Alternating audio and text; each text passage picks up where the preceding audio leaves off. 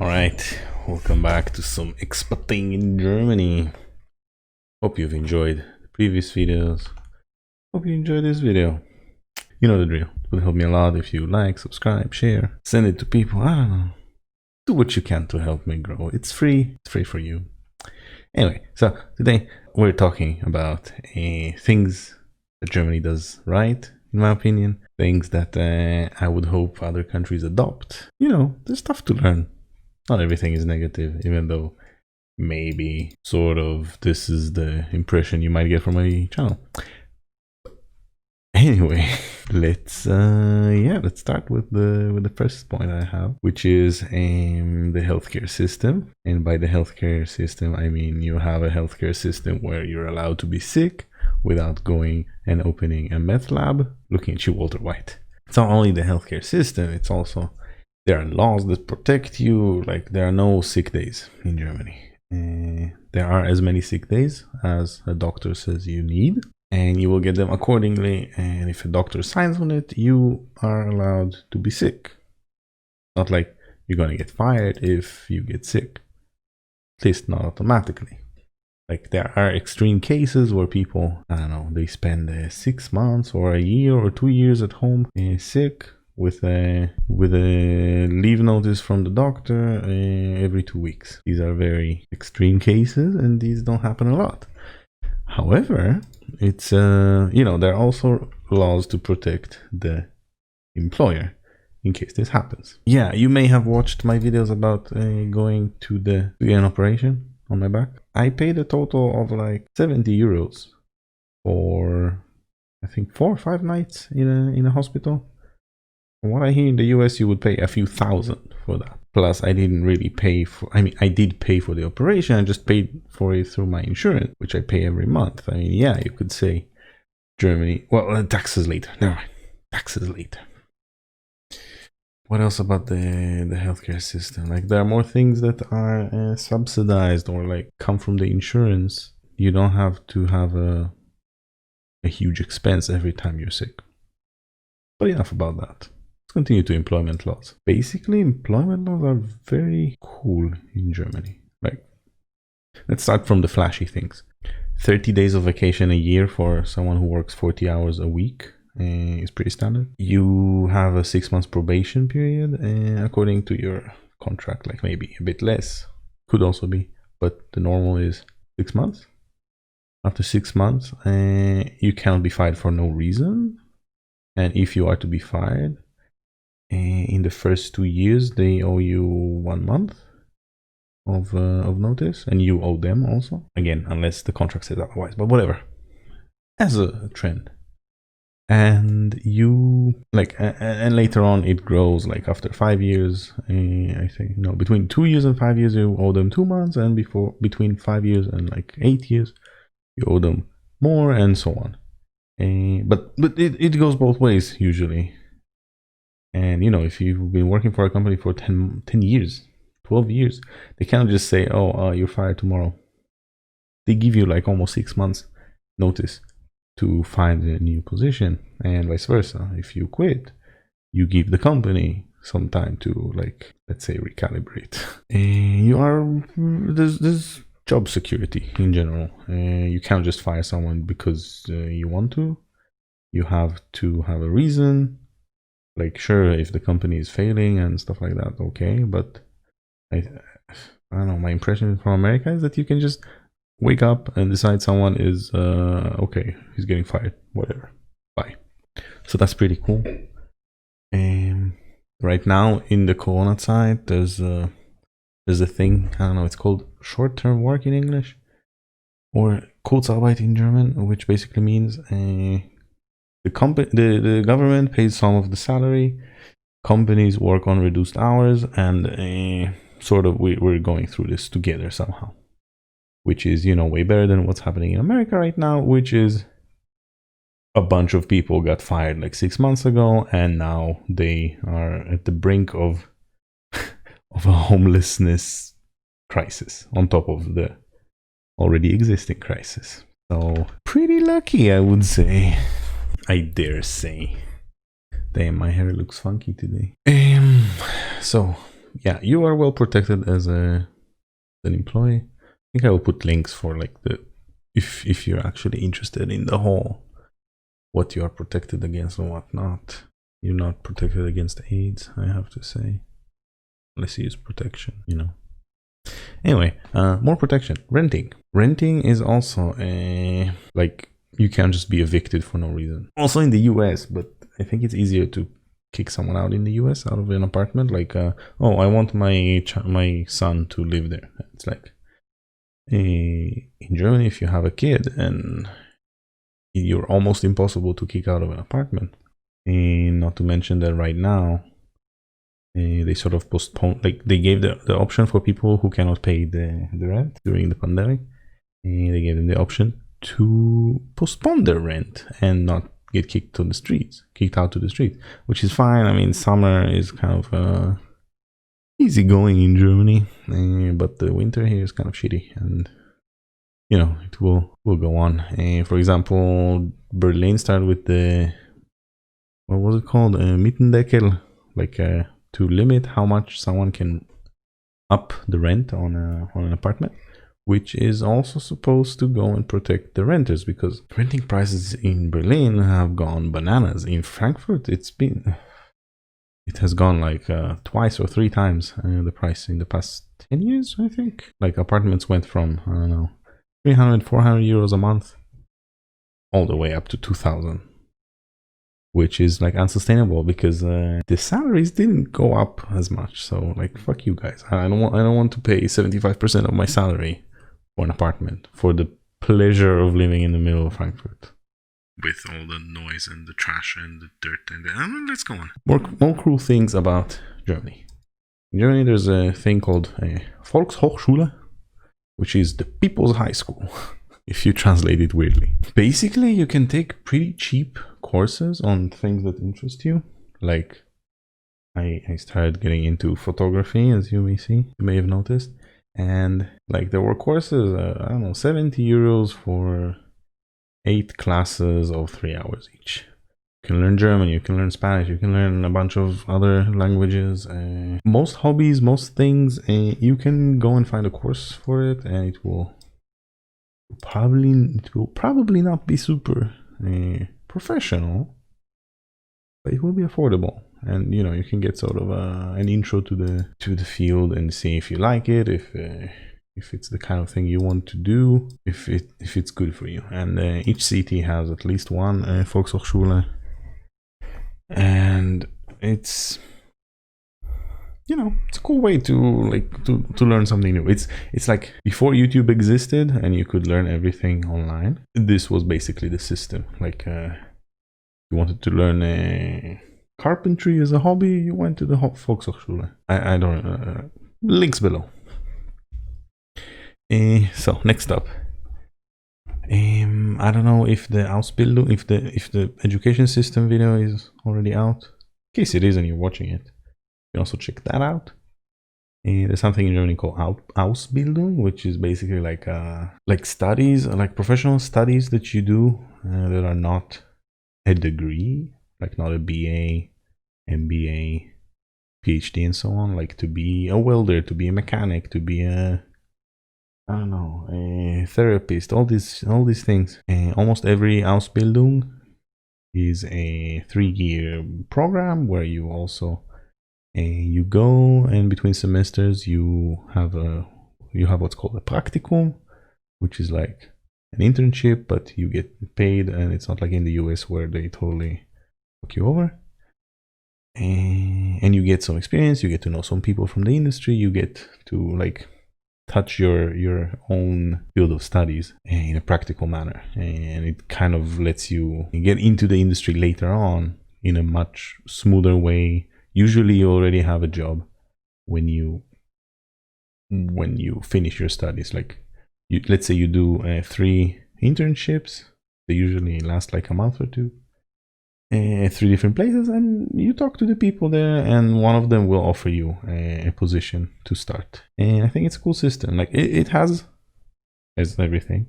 advantages and disadvantages. There are many horror stories from Ausbildung, like people who went to shitty bosses, but you know, there are shitty stories everywhere. This, I think it's a cool system. Like, there's a bit more respect to people who work with their hands in Germany, which I think other countries can adopt and should adopt. They shouldn't look down at people who are welders and people who are carpenters and mechanics and so on. I don't know, locksmith, all these things. Okay, so we reached taxes. Now, taxes, you're from the US, it's like, oh, all of you are commies and you take all the money, blah, blah, blah, blah, blah. But let's have a look at it. Basically, a normal person in Germany pays 42% income tax. Now you're gonna say, oh, fuck. If you're not acquainted, you're gonna say, oh, fuck, this is a lot.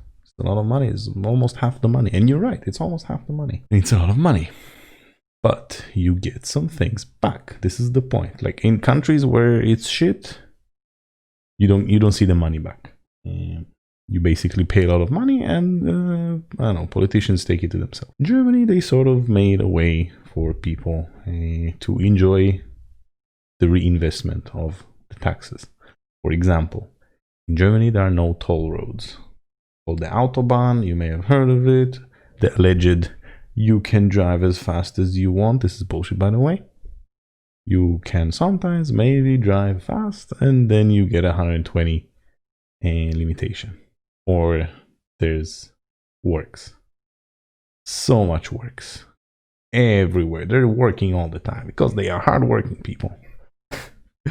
The Autobahn, the way I see it, is a fairy tale.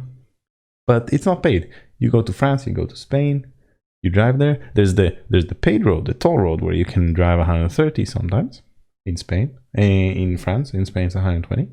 Next to it, there's the shitty country road where you can drive, I don't know, in France most of them were like 100 or 80, depending where. And they kind of force you to drive on the toll road and to cross France from Germany through the north, so like the Loire Valley and stuff. And back when I calculated it, it was 110 euros each way. In Germany, 0. Another thing, and we already talked about this, but the healthcare system. It's mandatory to have health insurance. And everyone has one, or everyone has to have one. And everyone gets their shit sorted if they go to the doctor. There's no like there's no paywall of like, oh, you have to pay 4,000 euros to see a doctor. Like, no. Another thing you may have heard, university in Germany, most of them they're not free. They're just very cheap, like extremely cheap. Like we're talking a few hundred euros per semester. And you get major discounts. Like, you know, the yearly ticket for the public transport that costs like 1,200 euros, you get it for 300. So just by signing up to something and getting the yearly card, which would help almost anyone, and you're already saving 900 euros. Boom. So there's a lot of things. I didn't study in Germany, so I don't know all the little bits and weird things, but yeah, university is generally free. Higher education is generally free. You need to have all the requirements and la la la. But yeah, this is done with taxes. You know, you don't need to go. You don't need to grab a student loan debt that will haunt you for 50 years. You just go to university and get educated. Boom, done. Another thing, you can Google something called Hartz IV, HARTZ 4. It's basically the unemployment program for people who absolutely are unable to, under no circumstance, hold down a job. And you know, you could say, oh, go get a job, you bastard. But society takes care of these people who, I don't know, whatever the reason for them, I don't want to judge, even though it's super easy. They are unwilling, whatever it is, and they don't hold down a job.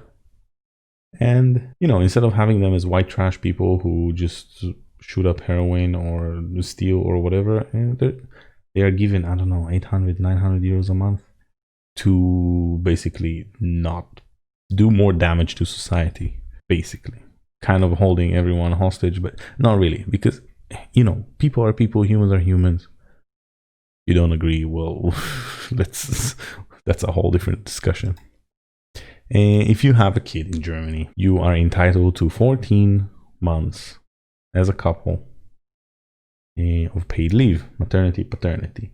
The maximum amount one person can take is 12 months, so you get a 14 total. That means the other parent who is not staying at home can take another 2 months overlapping with the other person, or not overlapping, but the other person can, usually the dad, let's face it, can take another 2 extra months, usually taking the first month of birth, and then a bit later on, like 6 months later, kind of evaluate the evolution of the child.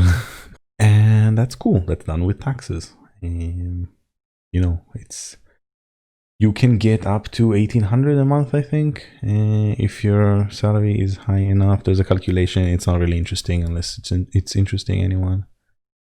But yeah, this is money, and this is important for kids. It is super important to not send your kid when they are 2 weeks old to be taken care of someone else, so that you can go and work for rent. Like, this is insane. And another thing that's done with taxation is unemployment benefits. For example, if you quit, if you get fired, if you worked more than a year, you get I think 9 months of unemployment. And if you worked some ridiculous amount of time, you get 2 years, I think. And there are more things that are done with taxation, but these are like huge things that I sort of compiled into a list. What else do we have that's interesting? There's a pretty cool culture of low rise in Germany. And if you go to Berlin, yeah, there are tall buildings, but then you go a bit out of the center, and even in the center, you have a lot of low rise building. Like 3-4 floors is a lot, and 7 is extreme. And I think it's good, less density, less population density. You could say it's bad, you could say whatever you want, your choice. But I think it's kind of cool that Germany does it, instead of living in a concrete jungle. I prefer this, my opinion. There's a cool thing about Germany where there are many farms that grow like chicken, milk, cows, pigs, whatever, and you can go visit them. They are usually not far from big cities or small cities. Like where I live, there's one not far from here. I can walk there, and they sell like let's say they say they will kill a cow on so and so date, and you can order whatever you want. And it's not the trash meat you get from the supermarket. It's like a cow that you can see. It's usually like a cow that lives outside and not in a cage. You can see the chickens. You can, you see how they live. You see what they eat. You can sort of evaluate how good their conditions are, which I find super cool. Like, not everything has to come in boxes and industrial and miserable in cages, right? Doesn't have to be like that. So yeah, you can go to these places, get sausages, get eggs, milk, butter, cheese sometimes, but cheese takes a long time and it's a complex process.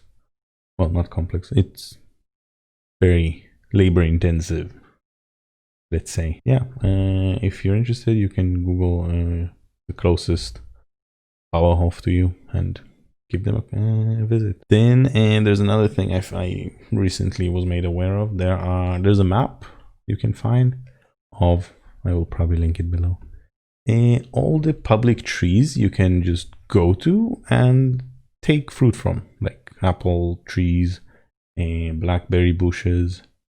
I don't know, we once went to some random park and we got plums and then we made jam with it. Shout out to Bard. And that's a pretty cool thing. Like, they are cataloged. There's order in the mess, but you can do these things. You can get them, which I think it's mildly cool. And yeah, this will be my list for now. And yeah, hope this was interesting at all to anyone. Let me know down below what you like about Germany, what you would like your country to do more like Germany, or what do you think I missed in my list and is, oh my god, how did you not say this? You are a horrible human, horrible YouTuber. And yeah, I'll see you in the next one.